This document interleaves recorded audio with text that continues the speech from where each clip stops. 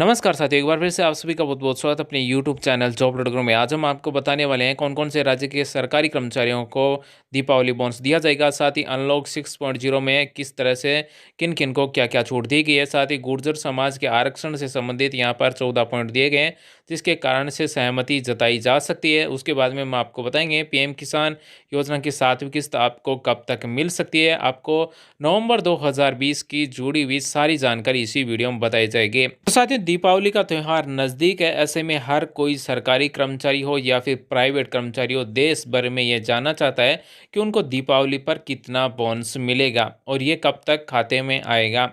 केंद्र सरकार के बाद अब दिल्ली से सटे हरियाणा राज्य सरकार ने अपने यहाँ पर बोनस देने की घोषणा कर दी गई है।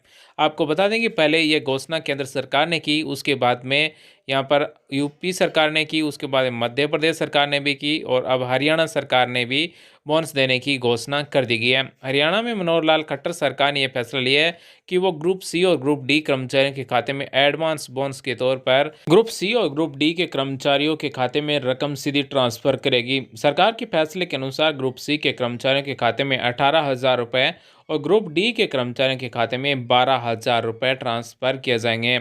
और ये पैसे जो स्थानांतरण किए जाएंगे, ये डायरेक्ट बेनिफिट ट्रांसफर के माध्यम से स्थानांतरण किए जाएंगे। केवल इन कर्मचारियों को मिलेगी रकम, यानी कि हालांकि सरकार ने कहा है कि वो बोनस केवल नियमित कर्मचारियों के खाते में ही भेजेगी। जो अस्थायी कर्मचारी है उनके खाते में नहीं आएगा। ये पैसा नवंबर के पहले हफ्ते में, यानी कि दीपावली से पहले उनके खाते में पहुंच जाएगा और इससे करीब 2,29,631 कर्मचारी को लाभ होगा। इससे राज्य सरकार के खजाने पर 386.40 करोड़ रुपए का अतिरिक्त बोझ पड़ेगा। वहीं इस दीपावली से पहले मध्य प्रदेश सरकार ने भी घोषणा करते हुए कहा है कि अपने 4.37 लाख कर्मचारियों को 7वें वेतन आयोग के तीसरे किस्त की 25% राशि का एरियर देगी। ये राशि दीपावली से पहले ट्रांसफर की जाएगी। तो साथियों, दीपावली से पहले केंद्र सरकार ने भी केंद्रीय कर्मचारियों के 10-10 हज़ार रुपये है वो बिना ब्याज में देने के लिए दीपावली बोनस की घोषणा कर दी है। वहीं योगी सरकार ने भी दीपावली बोनस देने की घोषणा कर दी है। ऐसे में हरियाणा और मध्य प्रदेश ने भी अपने राज्य के कर्मचारियों के लिए दीपावली बोनस देने के लिए यहाँ पर घोषणा कर दी गई है। वहीं हम आपको बताने वाले राजस्थान पुलिस कांस्टेबल भर्ती से संबंधित एक नया अपडेट आ गया, जहाँ साथियों राजस्थान पुलिस की 5,438 कांस्टेबल भर्ती परीक्षा 6 नवंबर 2020 से शुरू होने वाले, लेकिन अभी तक प्रवेश पत्र जारी किए जाने को लेकर कोई सूचना जारी नहीं की गई। आपको बता दें कि ऑफिशियल लेटर जारी नहीं किया गया। राजस्थान पुलिस की वेबसाइट पर अगर आप देखें तो 10 दिन पहले जारी किए गए नोटिस के अनुसार 6 नवंबर से शुरू होने वाली सिपाही भर्ती परीक्षा में प्रवेश पत्र जारी किए जाने के संबंध में अलग से सूचना की जानी थी, लेकिन रविवार दोपहर बाद तक सूचना जारी नहीं कर पाई है। वहीं राजस्थान पुलिस भर्ती परीक्षा के लिए आवेदन करने वाले करीब 17 लाख उम्मीदवार बेसब्री से प्रवेश पत्र जारी किए जाने का इंतजार कर रहे हैं। उम्मीद है कि राजस्थान पुलिस भर्ती विभाग की ओर से जल्द ही प्रवेश पत्र जारी किए जाएंगे। तो आपको बता दें कि प्रवेश पत्र हैं वो पारी के अनुसार जारी किए जा रहे हैं। ऐसा नहीं है कि सभी का साथ में ही अपलोड किए जा रहे हैं, सबका अलग अलग डेट में अलग अलग अपलोड किए जा रहे हैं। जैसा कि 6 नवंबर को जिसकी परीक्षा है वो 1 नवंबर को डाउनलोड कर सकता है, 7 नवंबर को है वो 2 नवंबर को अपना प्रवेश पत्र डाउनलोड कर सकता है, वहीं 8 नवंबर को है वो 3 नवंबर को अपना प्रवेश पत्र ऑनलाइन डाउनलोड कर सकता है और ये आप अपनी एसएसओ आईडी के माध्यम से ही डाउनलोड कर सकेंगे। वहीं राजस्थान पुलिस की लिखित परीक्षा 6, 7, 8 नवंबर को 2020 को होने वाली है और ये परीक्षा अब पारियों में आयोजित की जाएगी। प्रत्येक दिन 2 पारियां होगी और पहली पारी है वो 9 बजे से शुरू होगी और दूसरी पारी है वो 2 बजे से शुरू होगी। वहीं अगर आपको जानना है कि आपकी कौन सी पारी में एग्जाम है, तो आपने जो मोबाइल नंबर दिए थे फॉर्म में उस पर मैसेज आ गया है कि आपकी परीक्षा है वो कौन सी पारी में होगी, पहली पारी में होगी या फिर दूसरी पारी में। ये मैसेज के माध्यम से राजस्थान पुलिस के द्वारा सूचना दे दी गई है। वहीं आप सभी को बता दें कि राजस्थान पुलिस की लिखित परीक्षा 6, 7, 8 नवंबर को होगी। तो इसमें प्रवेश पत्र के लिए परीक्षार्थी अपने ईमेल आईडी का ईमेल बॉक्स चेक कर सकते हैं, उनमें भी प्रवेश पत्र भेजे जाएंगे। साथ ही परीक्षा 100 नंबर की होगी, जिसमें से लिखित परीक्षा 75 अंकों की होंगी। इसमें 150 प्रश्न पूछे जाएंगे, नेगेटिव मार्किंग भी होगी। 15 अंक की शारीरिक दक्षता परीक्षा होगी। साथ ही 10 नंबर विशेष योग्यजन के दिए जाएंगे। परीक्षा 2 घंटे की होगी। अन्य राज्यों में रहने वाले SC, ST, OBC के आवेदकों को सामान्य श्रेणी में माना जाएगा। अगर राजस्थान से दूसरे राज्य के विद्यार्थियों ने भरा है तो उनकी जो कैटेगरी है वो जनरल की रहेगी। और पीछे जितने भी राजस्थान पुलिस कांस्टेबल के पेपर हुए हैं उनमें 100% पूछे गए हैं, 75 अंक होंगे। लेकिन इस बार पहली बार ऐसा हो रहा है कि 150% पूछे जाएंगे, 75 अंक होंगे। अब हम आपको बताने वाले हैं गुर्जर आंदोलन के बारे में। जी साथियों, राजस्थान में रविवार से शुरू होने वाला गुर्जर आंदोलन स्थगित हो गया है। रविवार को देर रात चली सरकार की गुर्जर प्रतिनिधि मंडल के साथ वार्ता सकारात्मक नतीजे पर जाकर समाप्त हो गई है। सचिवालय के कॉन्फ्रेंस हॉल में 7 घंटे से भी ज्यादा चली वार्ता के बाद गुर्जर समाज के प्रतिनिधि मंडल ने अपनी सहमति जताई है। वही कैबिनेट के सदस्य मंत्री रघु शर्मा और अशोक चांदना ने इस बैठक में शिरकत की। मंत्री रघु शर्मा ने बताया कि 14 बिंदुओं पर सरकार की ओर से आश्वासन दिया गया है कि जिसमें गुर्जर आरक्षण के दौरान 3 मृतकों के परिजनों को 5-5 लाख की आर्थिक सहायता के साथ नगर परिषद और निगम में नौकरी दी जाएगी। साथ ही वार्ता के बाद गुर्जर नेता हिम्मत सिंह ने कहा कि समाज को आंदोलन की जरूरत नहीं है। समाज 14 बिंदुओं पर सरकार की ओर से दिए गए भरोसे के बाद संतुष्ट है। हिम्मत सिंह ने कहा कि किरोड़ी सिंह बैंसला जो मांगे मांग रहे थे उन पर भी वार्ता में सहमति बनी है। तो साथियों, आप सभी को बता दें कि राजस्थान में रविवार से शुरू होने वाला गुर्जर आंदोलन अब स्थगित हो गया है और गुर्जर समाज की जो 14 मांगे थी वो राज्य सरकार के द्वारा सहमति जताई गई है। उसी के बाद में ये आंदोलन है वो स्थगित हो गया है। अब हम आपको बताने वाले हैं कि किन बिंदुओं पर सहमति बनी है। उसके बाद में हम आपको बताएंगे कि गुर्जर समाज की जो मांगे हैं वो क्या है। 1 नंबर, अति पिछड़ा वर्ग अधिनियम 2019 के लागू होने के समय प्रक्रिया दिन समस्त भर्तियों में 5% आरक्षण देते हुए अब तक 2297 चयनित अभ्यर्थियों को नियुक्तियां दी है।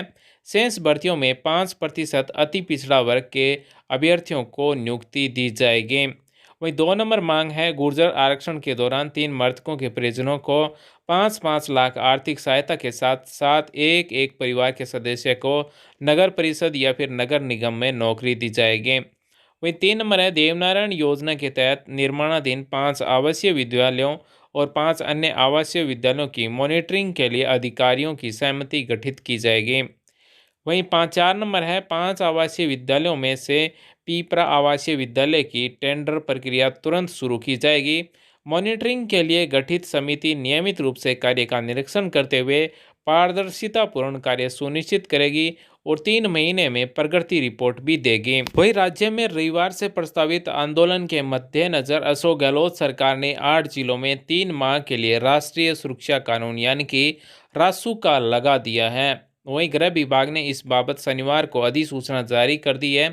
गृह विभाग के आदेश के बाद कोटा, बूंदी, झालवाड़ा, करौली, धौलपुर, भरतपुर, टोंक समेत अन्य गुर्जर बहुमूल्य जिलों के कलेक्टर्स को अतिरिक्त शक्तियां मिल गई है।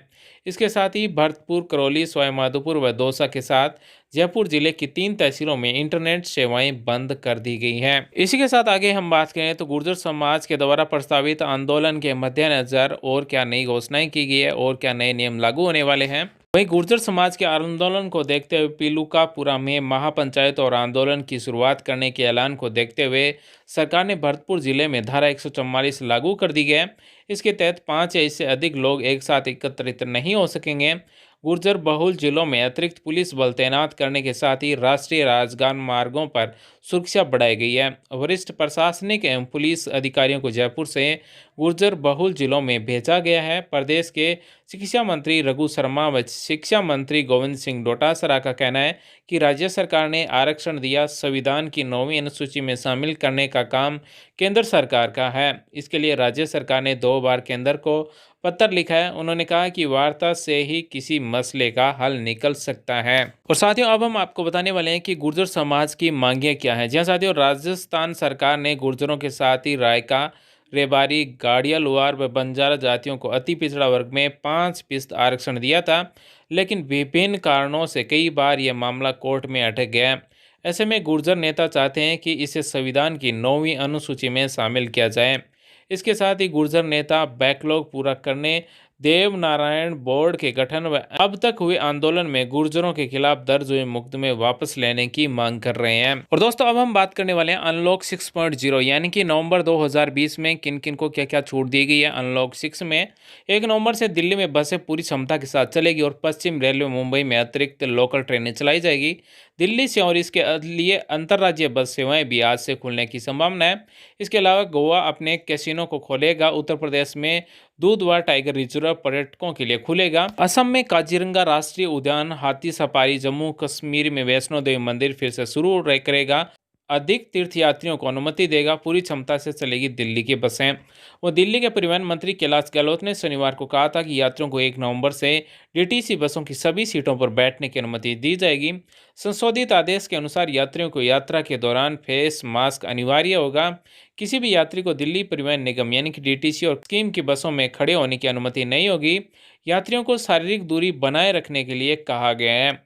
वहीं मुंबई में चलेगी 610 लोकल ट्रेन सेवाएं। वहीं 1 नवंबर से खुले गोवा के कसिनो। जिन साथियों, मार्च में पूरे देश में लगने वाले लॉकडाउन के बाद गोवा में रविवार को 50% क्षमता के साथ कसिनो खोले जाएंगे। फैसले की घोषणा करते हुए गोवा के मुख्यमंत्री प्रमोद सावंत ने कहा कि यह निर्णय राज्य में पर्यटन गतिविधियों को बढ़ावा देने के लिए किया गया है। उन्होंने कहा कि 1 नवंबर से हमने कसिनो शुरू करने की अनुमति दी है। उन्हें सभी एसओपी का पालन करना होगा जो गृह विभाग द्वारा उन्हें जारी किया जाएगा और 50% क्षमता के साथ वे शुरू कर सकते हैं। हमें पर्यटन गतिविधियों को बढ़ावा देने की जरूरत है। साथ ही दोस्तों, ऐसे ही हर दिन अपडेट रहने के लिए चैनल को सब्सक्राइब करें, बेल आइकन को दबाएं, ऑल नोटिफिकेशन सेलेक्ट कर लें। साथ ही इस वीडियो को लाइक करें, अपने साथियों के साथ भी फेसबुक, इंस्टाग्राम, यूट्यूब, गूगल पर शेयर करें। साथियों, आज हमने इस वीडियो के माध्यम से आपको नवंबर 2020 में होने वाले सारे अपडेट्स के बारे में एक एक कर बताएं। उम्मीद करते हैं हमारे द्वारा दी गई जानकारी आपको अच्छी लगेगी। आपके मन में सवाल विचार तो आप में कमेंट कीजिए। साथ ही इस वीडियो में जो भी घोषणा बताई गई वो कौन सी घोषणा आपको अच्छी लगी हमें कमेंट करें। वीडियो देखने धन्यवाद साथियों। Thanks for watching. आपका दिन शुभ हो। जय हिंद, वंदे वैष्णो देवी मंदिर में 15,000 श्रद्धालुओं को जाने की अनुमति। आज से शुरू होने वाले प्रतिदिन वैष्णो मंदिर में 15,000 तीर्थयात्रियों को अनुमति दी जाएगी। इससे पहले केवल 7,000 तीर्थयात्रियों को कोविड-19 प्रतिबंधों के कारण तीर्थ यात्रा करने की अनुमति दी गई थी। तो दिल्ली में शादियों में 50 मेहमानों की सीमा से प्रतिबंध हटा दिए गए। दिल्ली आपदा प्रबंधन प्राधिकरण यानी कि डीडीएमए ने शनिवार को शादी समारोह में केवल 50 मेहमानों के प्रतिबंध को हटाकर लोगों को एक बड़ी राहत दे दी गई है। मुख्य सचिव विजय देव द्वारा जारी देर रात आए आदेश में डीडीएम ने मेहमानों की संख्या को ध्यान में रखते हुए बैंक्वेट हॉल में 200 व्यक्तियों या शादियों के लिए बंद स्थानों की अनुमति दी है। हालांकि अंतिम संस्कार के लिए मेहमानों की संख्या में प्रतिबंध 20 तक जारी रहेगा। डीडीएमए में शनिवार ने शहर में होने वाली शादियों और संबंधित कार्यों के लिए मानक संचालन प्रक्रिया यानी कि एसओपी का एक सेट भी जारी किया गया है।